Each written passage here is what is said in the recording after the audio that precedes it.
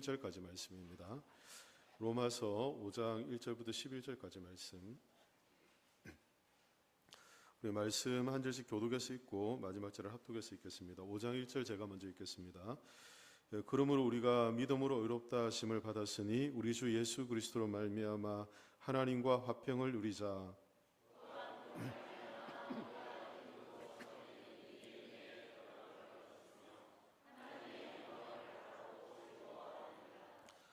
다만 이뿐 아니라 우리가 환난 중에도 즐거워하나니 이는 환난은 인내를,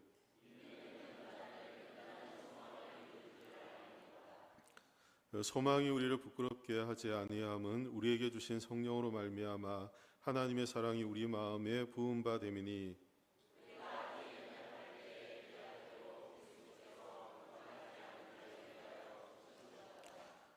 의인을 위하여 죽는 자가 쉽지 않고 선인을 위하여 용감히 죽는 자가 혹 있거니와,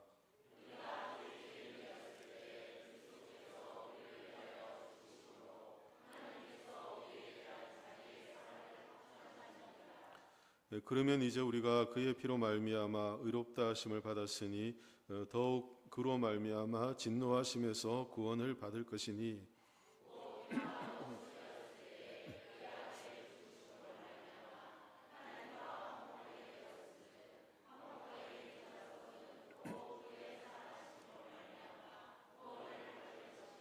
함께 읽습니다. 그뿐 아니라 이제 우리로 화목하게 하신 우리 주 예수 그리스도로 말미암아 하나님 안에서 또한 즐거워하느니라. 아멘. 의롭다 하심이란 제목으로 말씀을 함께 나누겠습니다. 지난주 우리는 말씀을 함께 나누면서 우리 예수님을 믿는 또 예수님 우리의 죄를 위해 십자가에 죽으심을 믿고 예수님을 영접하는 자들은 하나님께서 의롭게 여기시고 또 의롭게 받으신다는 것을 함께 나누었습니다. 우리가 의롭게 하나님께 받아들여진 존재들이 되었다는 것을 함께 나누었습니다. 그 확신을 가지고 살아가는 것이 믿음의 사람들에게 얼마나 중요한가, 이런 말씀도 함께 나눴고요. 그런데 오늘 읽은 말씀은 그렇게 하나님께 의롭게 받아들여진 자들에게 주어지는 영적인 유익들이 있다는 것을 우리에게 말씀해 줍니다. 영적인 유익을 크게 한 3가지 정도를 말씀하는데요. 첫 번째는 하나님과 화평한 관계에 들어가게 된다는 것입니다. 그래서 1절에도 보면 이제 우리가 하나님과 화평하게 되었다라고 말씀하고 있고요. 두 번째는 2절 상반절에 보면 우리가 서 있는 은혜에 들어감이라고 이렇게 하니까 믿음으로 우리가 하나님의 은혜에 들어가서 서 있게 되는, 은혜에 들어가게 되는 유익들을 누리게 됩니다. 하나님과 화평한 관계가 맺어지니까 이제 하나님의 은혜 안에 서 있고 머물 수 있는 특권이 주어지는 거죠. 세 번째는 2절 마지막에 있는 것처럼 우리가 그것을 바라고 즐거워한다.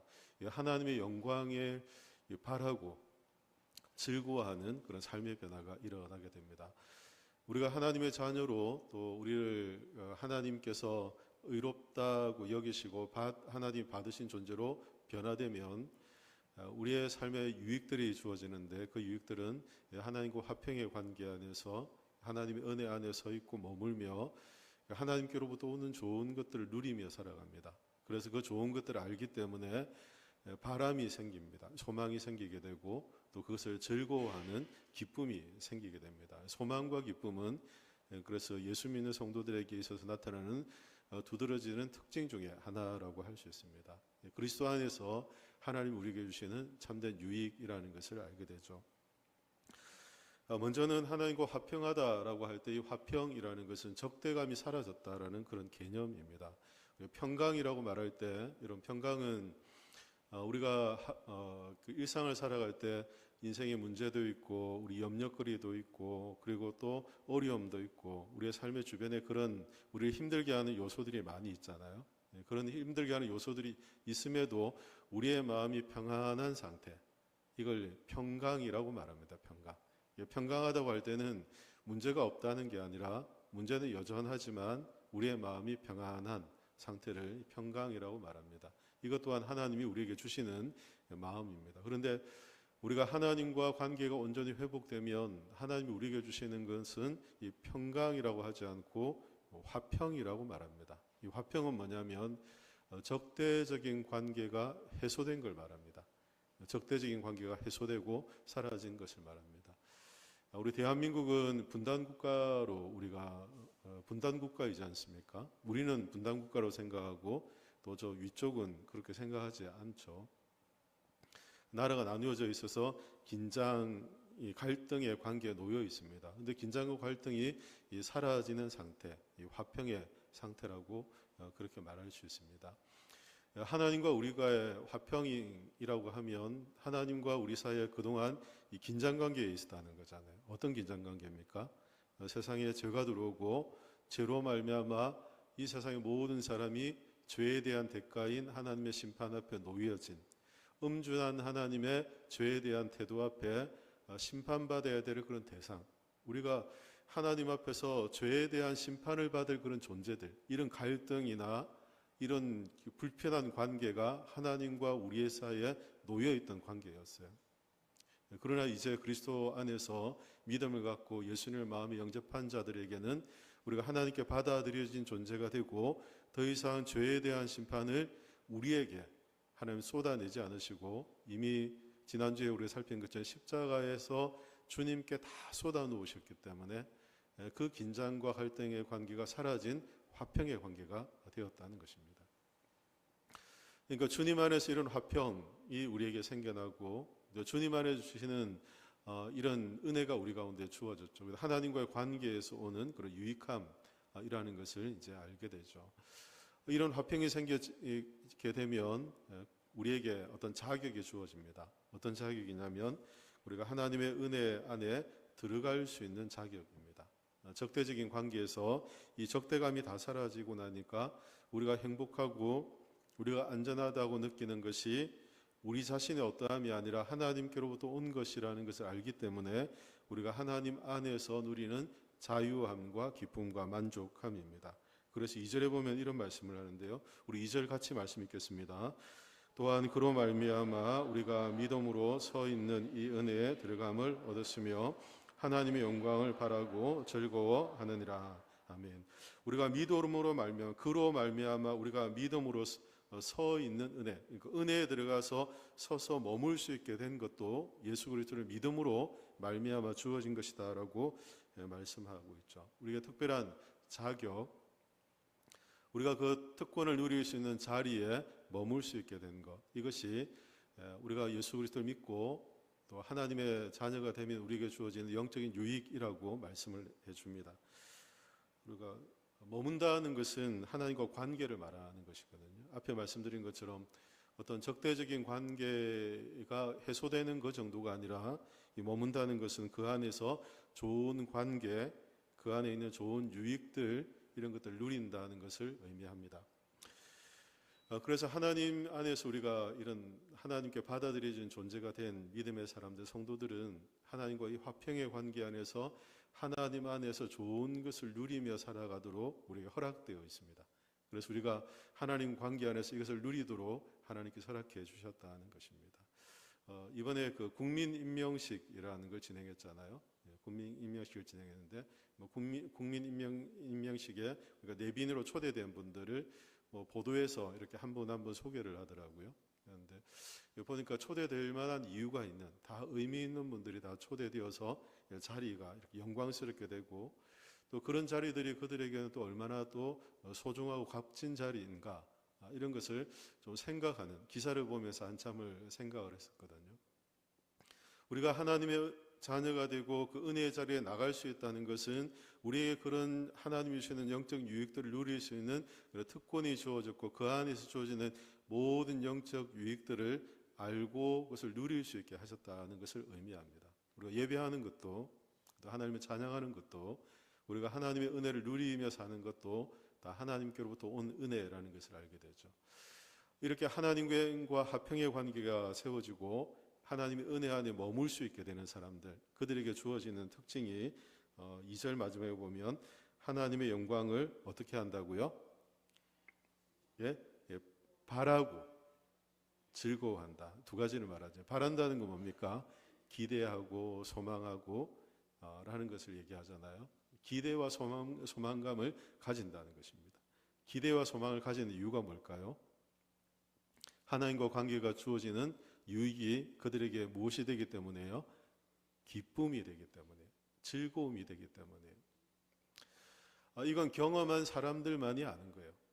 하나님과 관계 안에서 하나님이 주시는 영적 유익들을 알고 그 영적 유익 안에서 이 즐거움을 누린 사람들만 아는 거예요. 이렇게 얘기하니까 잘 모르겠다라고 생각하시는 분 계시겠죠. 여러분, 그 인천에 유명한 냉면집이 있습니다. 제일 유명한 데가 어디죠? 제일이라고 하면 또 각자의 판단이 다 다르니까 유명한 냉면집이 두 개가 있더라고요. 물론 그것 말고 더 유명한 곳도 있는지 모르겠는데, 그래서 보면 여름철이 되면 인산인해예요. 점심시간에 가면 1시간씩 대기해서 냉면을 먹어야 되고 하는 냉면집들이 있는데, 저도 냉면을 좋아하기 때문에 한 번씩 여름철에 생각은 납니다만 1시간을 기다리는 게 부담스러워서 잘 안 가요. 여름철에는 잘 안 가게 되는 것 같더라고요. 근데 그렇게 사람들이 인산인해에 모여드는 이유가 뭡니까? 그 냉면의 맛이 자신에게 맞기 때문이죠. 다시 말하면 좋다는 것입니다. 냉면 맛이 좋다는 거죠. 어떤 음식을 먹었는데 그 음식의 맛이 자신에게 맞고 자신의 기호에 맞고 자신에게 좋으면 어떻게 됩니까? 그것이 자꾸 생각나고 떠오르고 그것을 기대하게 되는 거죠. 좋은 것을 경험한 사람들이 가지는 특징인 것입니다. 이게 좋은 음식을 먹었을 때뿐 아니라 좋은 경험을 할 때도 마찬가지입니다. 어떤 좋은 경험을 했어요. 그런데 이 좋은 경험이 자신에게 자꾸 떠올라요. 그래서 사람들 마음에 생겨나는 게 뭐냐면 떠오름을, 그래서 바라고를 제가 갈망이라고 단어를 바꿨습니다. 갈망하게 되는 것입니다. 그 좋은 것을 자꾸 얻고자 하는 마음을 가지는 거죠. 그래서 성경은 하나님과 화평케 된 자들은 하나님의 은혜 안에서 하나님이 주시는 영적인 유익들을 누리며 그 안에서 그 좋은 것을 알기 때문에 그것을 기쁨으로 갈망하며 살아갑니다. 할렐루야. 전혀 여러분들 전혀 나와 관계없는 것처럼 생각하시네요. 왜 관계없는 것처럼 생각이 될 수 있나요? 우리의 인생을 보면 지금 당장 내가 힘들어하는 어려움이나 삶의 위기나 내 마음을 보면 전혀 관계없는 것처럼 여겨질 수 있기 때문에요. 그러나 성경이 말하는 하나님 안에서 우리에게 주는 영적인 기쁨, 이 만족함은, 그래서 우리의 갈망함은 환란이 주어진다고 해서 사라지는 게 아니라고 말합니다. 우리 인생에 문제가 있다고 해서 그 기쁨이 없어지는 게 아니라고 말해요. 삶의 위기가 있다고 해서 쉽게 사라지는 게 아니라고 말해요. 왜냐하면 하나님께로부터 온 것이기 때문에. 우리의 어떠함으로 내가 만들고 내가 붙잡고 있는 것이면 내가 손을 놓으면 다 사라지는 거잖아요. 그러니까 하나님이 주신 것이고 하나님께로부터 온 것이기 때문에 나의 삶의 환경이나 문제나 어려움과 전혀 관계없이 결코 사라지지 않는 것이라고 말씀해줘요. 그래서 여러분들도 마음의 확신을 가지십시오.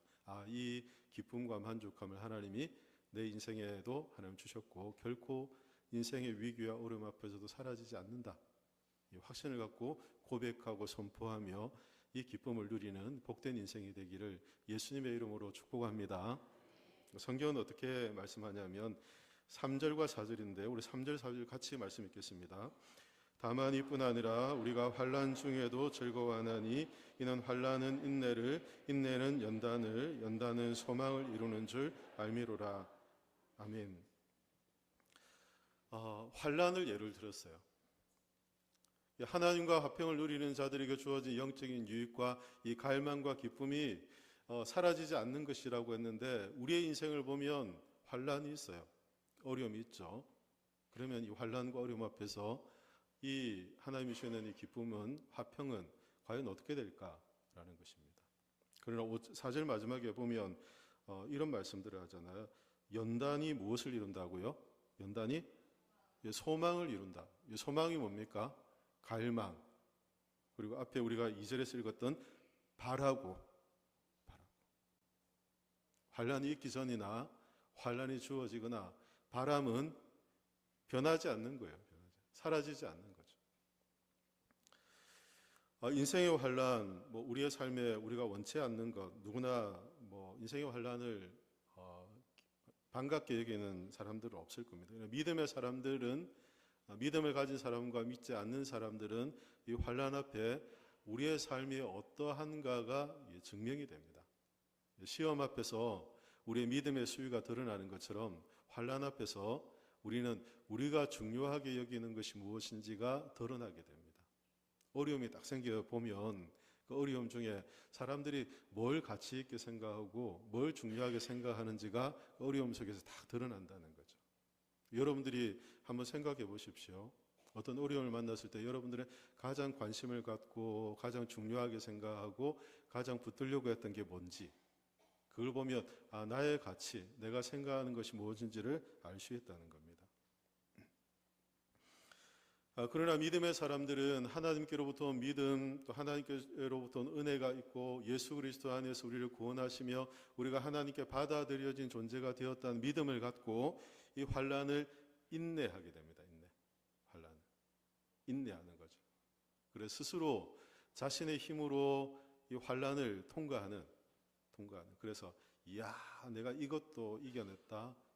내가 이것도 해냈다. 내가 이런 어려움도 겪었다.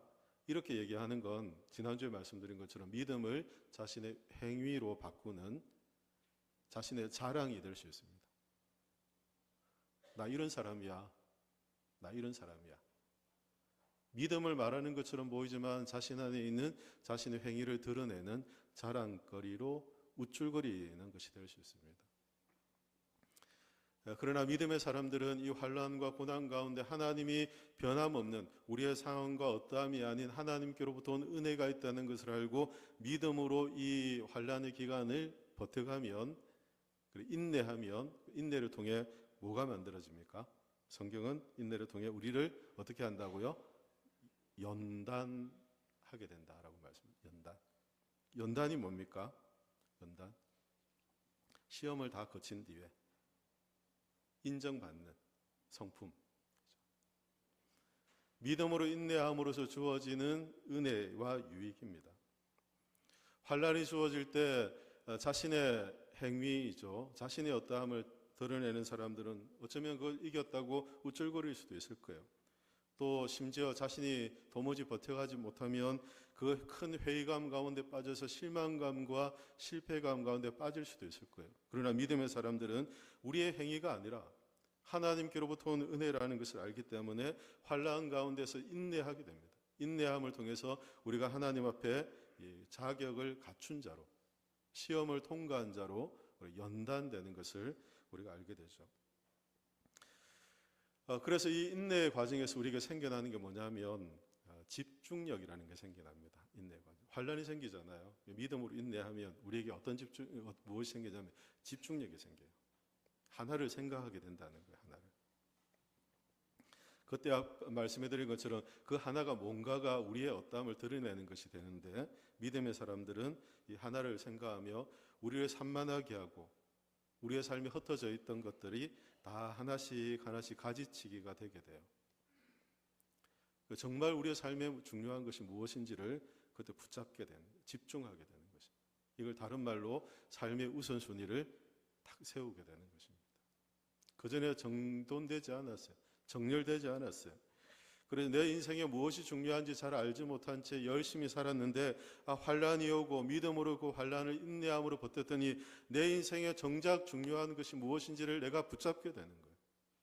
다른 건 다 놓쳐도 이것만은 놓치면 안 된다는 걸 알게 돼요. 나를 두렵게 하고 나를 근심케 하는 문제가 있어도 내가 이것만은 결코 놓치면 안 된다는 믿음이 이 인내 과정에서 우리에게 생겨나는 것을 보게 되죠. 우리에게 집중하게 합니다. 하나님의 은혜에 집중하게 됩니다. 하나님께 집중하게 만들어줍니다. 그래서 제가 앞에 연단은 시험을 거쳤다, 시험을 통과했다, 검증되었다라고 말씀드리는 것과 같은 것입니다. 흔들리지 않는 견고함, 영적 안정감을 이 환난의 과정에 믿음으로 인내하는 사람들에게 주어지는 것을 보게 됩니다. 그래서 우리 주변에 보면 우리 성도님들 중에 보면 이런 영적 안정감을 갖고 계신 분들이 있잖아요. 영적 안정감이 있어서 견고합니다. 침착해요. 성품이 어지러서 천성이 그래서가 아니라 믿음으로 환란의 과정을 인내함으로 생겨난 연단되어진 만들어진 하나님의 은혜로 만들어진 우리의 성품이기 때문에. 그런데 이렇게 침착하고 단단해지는 이유가 뭘까요? 이유가 뭐죠? 4절에 그래서 인내는 연단은 뭘 이룬다고요? 소망을 이루기 때문에. 소망이 있기 때문에. 그래서 이 소망은 단순히 미래에 이루어질 어떠한 것에 대한 막연한 기대가 아니라 이 소망은 우리의 확신으로 가득 찬 것을 말합니다. 소망을 가졌다 하면 이걸 엘피스라고 소망이라고 이제 표현하는데요. 그저 기대감, 앞으로 있을 어떤 일들, 이 정도가 아니라 우리 확신이 하나하나 채워져서 확신이 가득한 상태가 우리의 소망으로 드러난다는 것입니다. 나의 믿음의 소망은 내 안에 있는 확신이 드러나는 것입니다. 열매로 나타나는 것입니다. 환난을 통해 인내하고 인내를 통해 우리가 연단되면 우리 안에 그때 비로소 우리 가운데 드러나는 것은 우리 안에 어떤 확신이 있는가가 드러나게 되는 것입니다. 이 확신을 갖고 소망하게 되는 것을 보게 되죠. 어떤 소망일까요? 어떤 소망이죠? 우리 11절 말씀 같이 한번 읽어보겠습니다. 11절입니다. 그뿐 아니라 이제 우리로 화목하게 하신 우리 주 예수 그리스도로 말미암아 하나님 안에서 또한 즐거워하느니라. 아멘. 그뿐 아니라 이제 우리로 화목하게 하신 우리 주 예수 그리스도로 말미암아 우리 하나님 안에서 또한 즐거워할 것에 대한 이 소망과 확신입니다. 그래서 환난을 겪을 때 비로소 우리가 참으로 신뢰하는 것이 무엇인지가 드러납니다. 나의 신앙의 수위, 믿음의 수위, 내가 정말 신뢰하는 것이 무엇인가가 드러나죠. 그래서 하나님인지 아니면 자신의 열심인지가 그대로 다 드러나는 것입니다. 그래서 여러분 어떤 어려움이 생기면 이 두 가지를 기억해 보십시오. 하나는 이 어려움 가운데 지금 나는 무엇을 신뢰하고 무엇을 드러내고 있는가, 내가 무엇에 집중하고 있는가, 무엇을 소중하다 생각하고 있는가가 우리의 가치, 진정한 가치, 믿음의 수위가 되는 것입니다.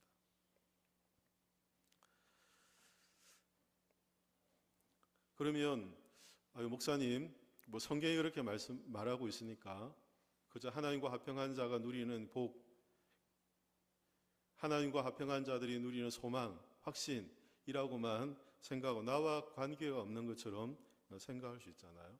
성경은 그래서 환난 가운데도 소망이 사라지지 않는다라고 말씀하며 이 말씀이 확실하다는 것을 두 가지로 우리에게 증거해 줍니다.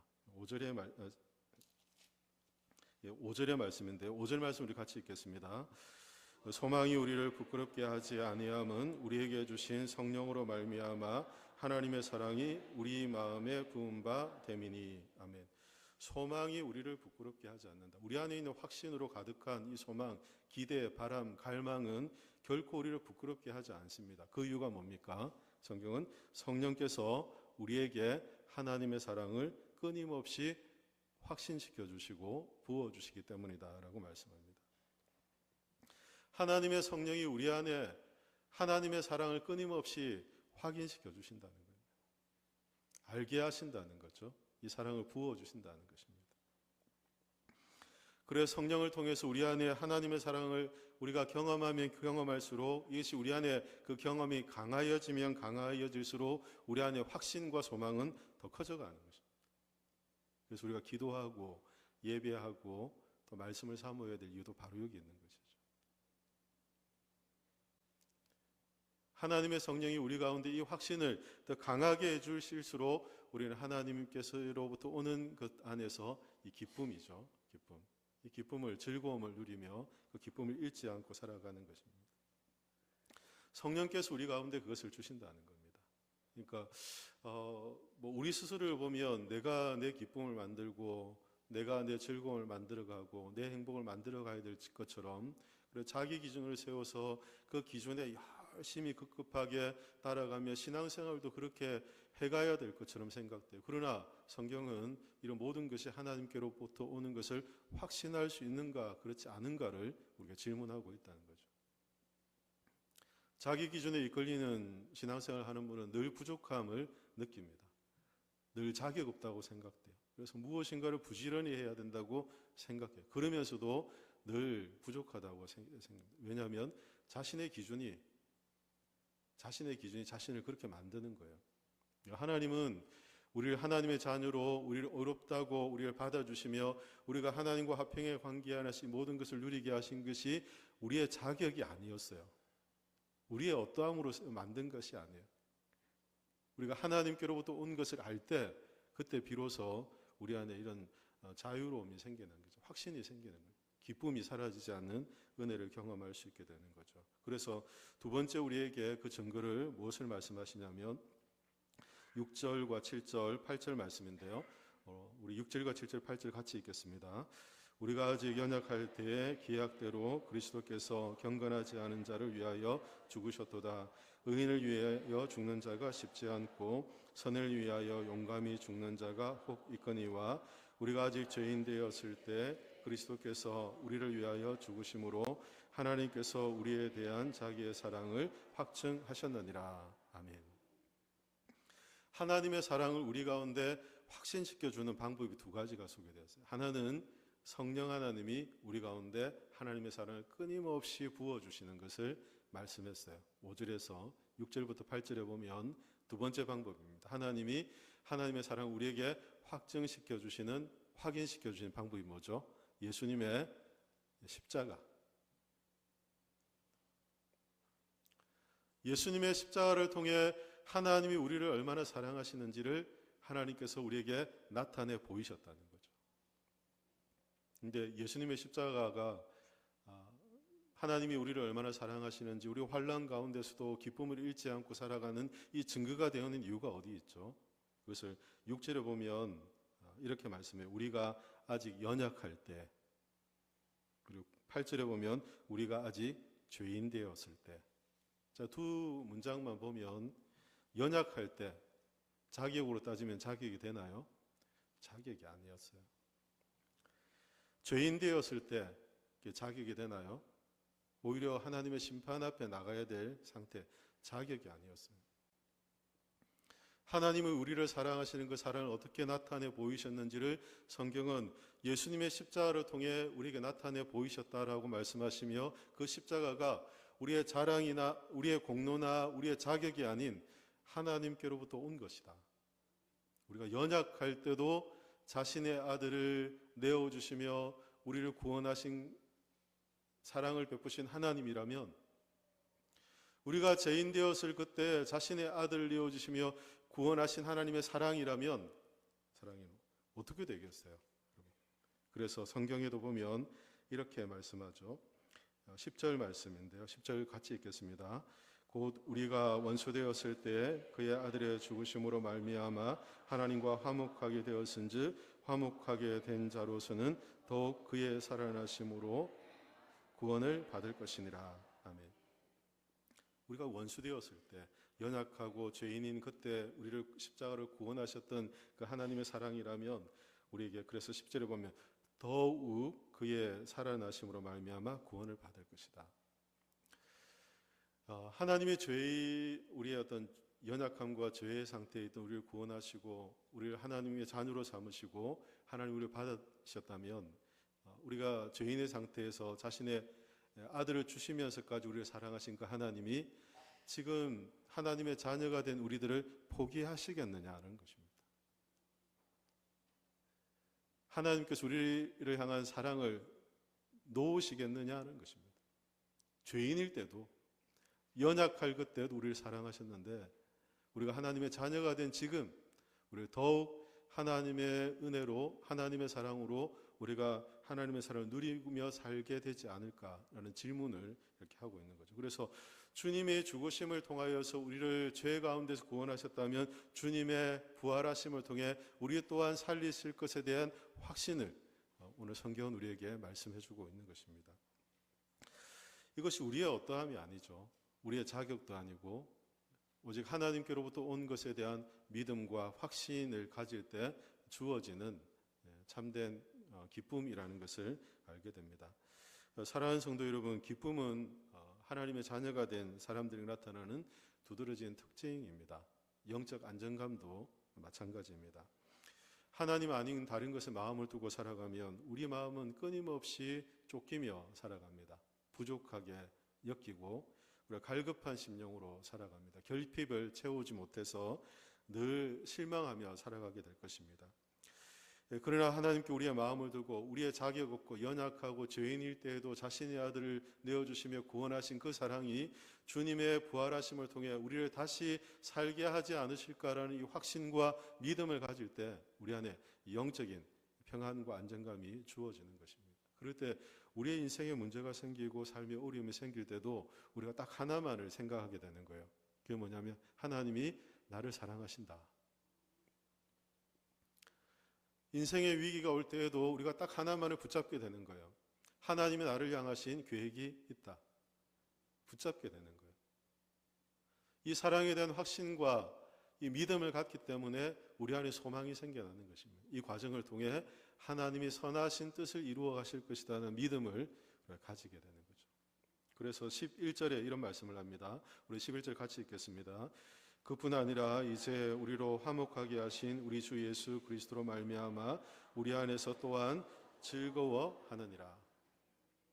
하나님이 주시는 이 기쁨, 만족함, 하나님 안에 있는 영적인 유익을 우리가 누리며 살아가도록 하나님께서 우리에게 은혜해 주실 것을 약속해 주고 있습니다. 여러분 안에 이런 기쁨이 있으십니까? 여러분 안에 이런 만족함이 있으십니까?